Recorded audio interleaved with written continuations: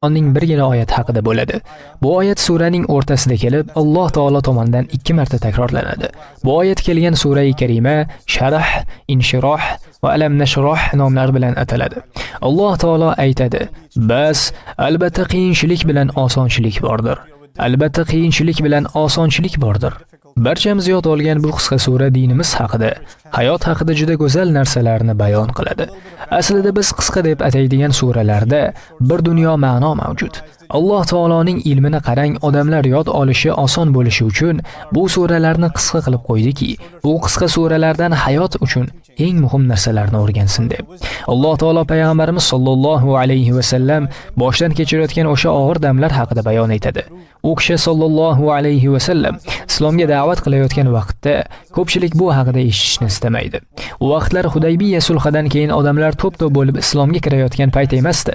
Da'vatning avvalida odamlar payg'ambarimiz sollallohu alayhi va sallamga katta qiyinchiliklar tug'dirgan. Kim u kishi sollallohu alayhi va sallam keltirgan narsaga iymon keltirsa, aqldan ozgan, aldangan deb hisoblar edilar. Islomni qabul qilganlar qattiq ayblanardi. Aynan shunday vaziyatda Alloh taolo bunday teran ma'noli surani ato etib, Rasulimiz sollallohu alayhi va sallamga bergan ne'matlar haqida ta'kidlaydi. Alloh taolo payg'ambarimiz sollallohu alayhi va sallamga Qur'onning turli joylarida turlicha ne'matlar haqida ta'kidlaydi. Misol uchun, u seni yetim topib joylab qo'ymadimi? Va u seni hayron holda topib hidoyatga boshlamadimi? Va u seni kambag'al holda topib boy qilmadimi? Zuho surasi 6-8 oyatlar. Lekin biz suhbatlashayotgan Sharh surasidagi ne'matlar boshqalardan farq qiladi. Alloh taolo aytadi: "Sening ko'ksingni keng qilib qo'ymadikmi?" Arab tilida ko'ksi keng bo'lishi tinchlikda, osoyishtalikda bo'lish degan ma'noni anglatadi. Payg'ambarimiz sollallohu alayhi va sallam oson vaziyatda emasdilar.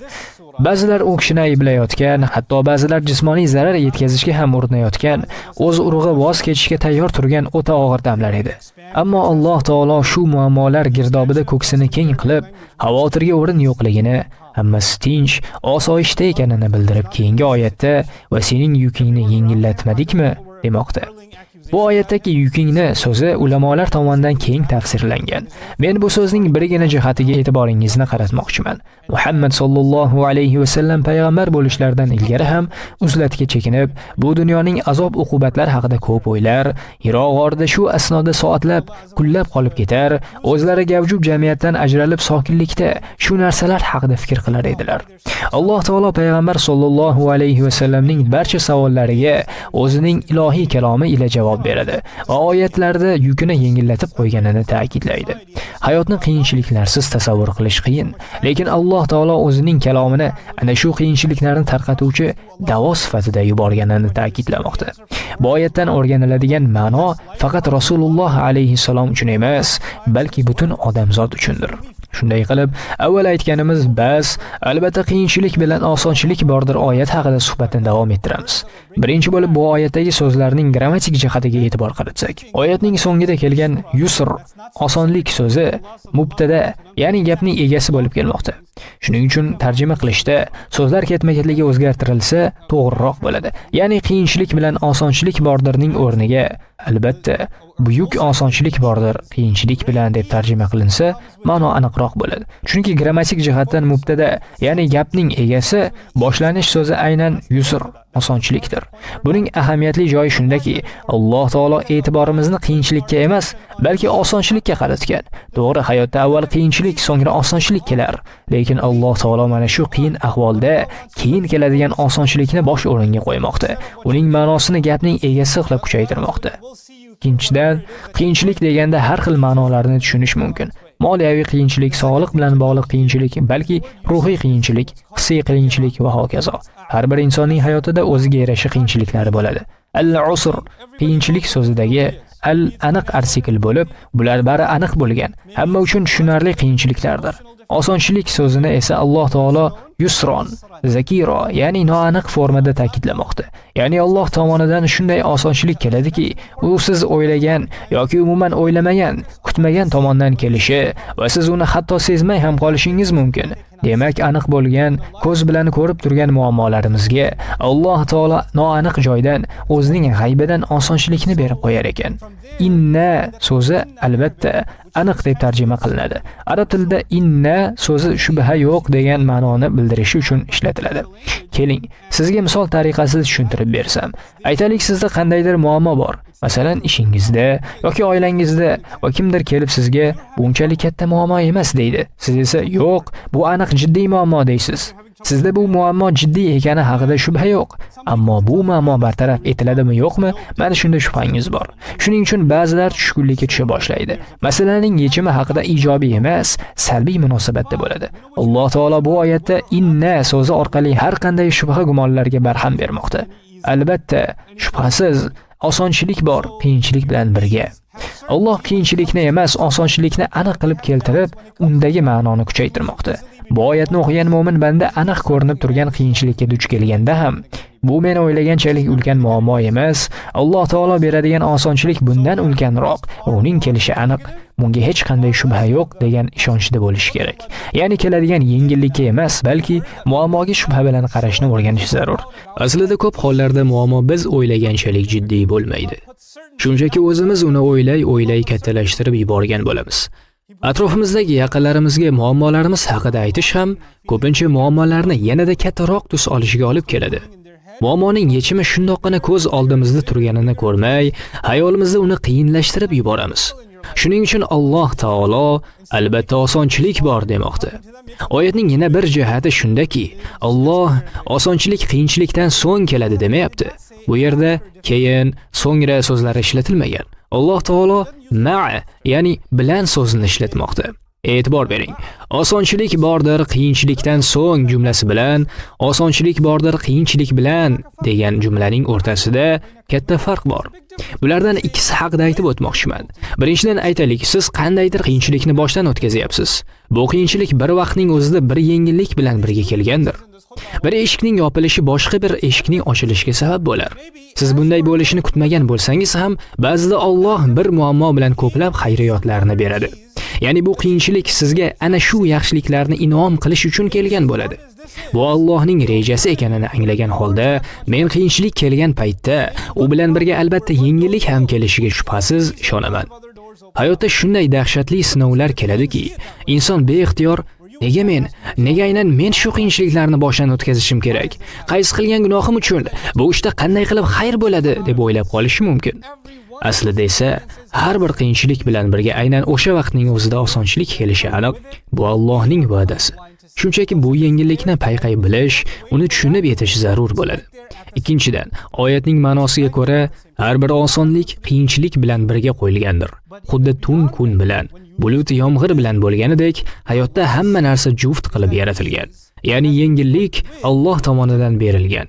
Unga yetishish uchun esa qiyinchilikdan o'tish lozim. Talabalar misolida olsak, o'qishni tamomlab hujjatni qo'lga olish uchun qiyin bo'lgan talabalik davrini, o'qishni, imtihonlarni boshdan o'tkazish kerak.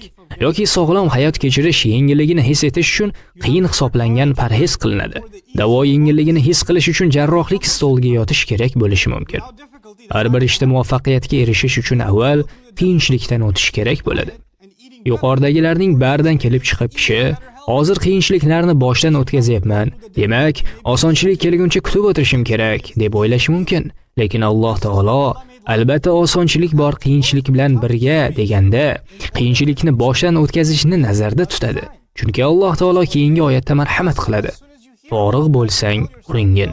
Ya'ni bo'sh qoldingmi, harakat qil. Muammoga duchor bo'ldingmi, osonlik kelishini kutib, siqilib o'tirma. Urin, osonchilikni qidir. Boshqalar o'ylanib, boshini qotirib, siqilib, asabiylashib o'tirgan paytda, mo'min banda shu oyatni eslab ishga tushadi, harakat qiladi. Ulamolar bu oyatni quyidagicha tafsir qilishadi. Xalqni dinga da'vat qilishdan bo'sh vaqtingda ibodatga qattiq harakat qilgin. Payg'ambarimiz alayhissalomning ham odatlari shu edi. Qachon bir ishdan bo'shasalar, boshqa ishni boshlar edilar. Bizlar qancha bo'sh vaqtlarimizni hayot naqadar og'ir ekanligi haqida o'y surib, bekor o'tkazib yuborishni o'rniga, muammo keldimi, urinib, harakat qilish payiga tushishimiz kerak ekan. Oyat fa shuning uchun so'zi bilan boshlanadi. Albatta osonchilik bor, qiyinchilik bilan birga. Shuning uchun forig' bo'lsang uringin. Ya'ni, agar osonchilik kelishini xohlasang, urin, harakat qil. Ko'pincha qiyinchilikka duch kelganimizda ruhiy tushkunlikka tushib qolamiz. Hammasiga qo'l siltab chekinish haqida o'ylab qolamiz. Shu damda Alloh taoloning ushbu so'zlarini esga olib, o'zimizni qo'lga olishimiz, qiyinchilik bilan birga, albatta osonchilik ham kelishini bilgan holda qattiq harakat qilib o'rganishimiz kerak ekan. Payg'ambarimiz sollallohu alayhi va sallamni band qilgan barcha narsani ikkiga bo'lish mumkin. Alloh taoloni rozi qilish yo'lidagi harakat yoki Alloh yaratgan bandalarning biriga yordam berish. Rasululloh sollallohu alayhi va sallam shu ikki ishdan biri bilan mashg'ul bo'lganlar. Alloh taoloning roziligini olish uchungina uringanlar, ibodat qilganlar, Allohni eslaganlar, zikr qilganlar, faqat Alloh uchun yoki biror kimga yordam berish uchun harakatda bo'lganlar. Kimgadir hidoyatga chaqirgan, kimgadir ta'lim bergan, kimgadir hatto kun ko'rish uchun yordam berganlar. Endi o'zimizdan so'rab ko'raylik, shu ikki ishdan birini qilyapmizmi? Yolg'iz Alloh rizoligi uchun amal qilyapmizmi yoki kimningdir mushkulini yengil qilish uchun urinyapmizmi? Siz Alloh roziligi uchun amal qilsangiz yoki boshqa birovni yukini yengillatish payida bo'lsangiz, Alloh sizning yukingizni yengillatish payida bo'ladi. Faqat o'zimizning muammolarimiz girdobiga tushib qolsak, faqat o'zimiz haqimizda o'ylasak, xudbin bo'lib qolamiz. Allohning yordami uning rizoligi uchun yoki boshqa bandaning yordami uchun uringan bandaga berilar ekan. Siz bilan men duch kelayotgan bu qiyinchiliklar ulkan bo'lib ko'rinishi mumkin, lekin o'ylab ko'rsak, barchamiz bir safardamiz. Borar manzilimiz tayin, Alloh taolo bilan uchrashish. Musofir ekanimizni o'ylasak, hayotda keladigan bu qiyinchiliklar, muammolar qancha katta bo'lmasin, bizning safarimizni to'xtatib qo'ya olmasligini, safarda davom etaverishimizni anglab yetamiz. Har qancha muammo bo'lmasin, o'tib ketadi. Axir bu sizning manzilingiz emas. Sizning manzilingiz Alloh taolo bilan ko'rishish. Tasavvur qiling, yo'lda ketyapsiz. Yo'ldan qo'lansa hid kelib turgan joy chiqdi. Yo'lda davom etaversangiz, bu hidni ortda qoldirib ketasiz. Yana toza havodan to'yib nafas olib ketaverasiz. Hayot ham xuddi shunday. Har bir qiyinchilikka ro'baro kelganda, u bilan osonchilik borligini o'ylab, urinib, harakat qilib o'tib ketaveramiz. Yodingizda bo'lsa, payg'ambarimiz sollallohu alayhi va sallam ikki narsadan biri bilan band bo'lganlar degan edim. Bizlarda esa bu ikki amaldan tashqari uchinchisi ham bor. Biz o'zimiz uchun ham ko'p vaqt sarflaymiz. Yeb-ichishga, ishlashga, kiyinishga va hokazo. Lekin Alloh taolo forig' bo'lsang, ya'ni bo'shasang demoqda. Xo'p, ertalab ishga ketish kerak. Kech soat 6 gacha ishladik deylik. Uyga yetib kelguncha 7 bo'ldi. Ertadan kechgacha bo'shamadingiz, ammo bir kunda 24 soat band bo'lish mumkin emas. Bo'sh qolgan vaqtingizni qanday o'tkazdingiz? Mana shu bo'sh qolgan vaqtingizni qanday o'tkazishingiz Alloh tomonidan osonchilik kelish yoki kelmasligini hal qiladi. Shunday ekan, siz bilan men bo'sh vaqtimni qanday o'tkazdim? Nimalar bilan band bo'ldim? Farzandlarimga bo'sh vaqtida nimalar qilishni o'rgatdim degan savollarni o'zimizdan so'rashimiz darkor. Bir daqiqa bo'sh vaqtimiz bo'lsa, televizorga yopishsak, bir soniya vaqtimiz bo'lsa, telefonga yopishsak, o'zimizni nimalar bilan o'rintiryapmiz? Tushlikka nima yesam ekan? Kechki ovqatga nima yesak ekan? Bugun qaysi kinoni ko'rsam ekan? Bu qanday qilib fansob urinish bo'lsin? O'yin kulgi, ko'ngil xushlik bilan vaqtimizni o'tkazib yuborsak, bu urinish zoye ketgan bo'ladi. Va muammo ketidan faqat muammo kelaveradi. Men umuman ko'ngil xushlik qilish kerak emas demayman. Mayli, ozgina dam olish kerak. Bolajonlar o'ynash ham kerak, lekin shu bilan birga ular vaqtlardan unumli foydalanishni ham o'rganishlari kerak.